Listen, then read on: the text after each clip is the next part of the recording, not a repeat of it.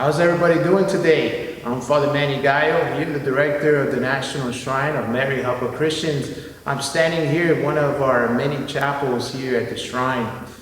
I don't know if you heard these days, these beautiful Gospels readings, especially the conclusion of that chapter. But chapter 5 is loaded with so many things. In Luke chapter 5, we see the beginning of the call of Jesus calls Peter, and how Peter, with the miraculous fish, he was able to transform and change his life when he said, "Lord, get away from me, I'm a sinful man." And so we see that, and then we see how Jesus continues to heal, and we see that he heals the leper and then the paralytic man. And then finally we see that he calls Matthew in that same chapter, chapter 5. And today Jesus mentions about the parable of the new wine and pouring new wine in old wineskins.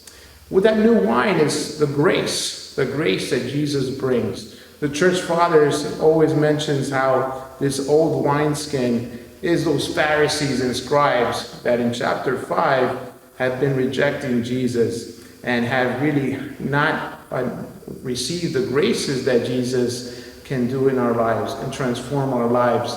We see how he transforms Peter, he transforms Matthew, and heals the leper and the paralytic man.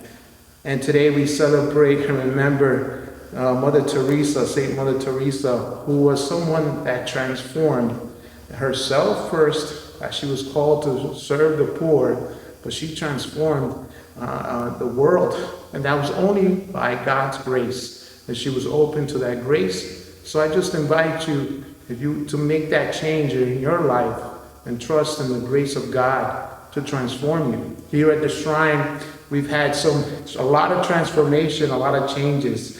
We've had the restoration of our Blessed Mother and also the restoration of the Sacred Heart. And so it just reminds me how we're called to be restored, renewed by the Lord.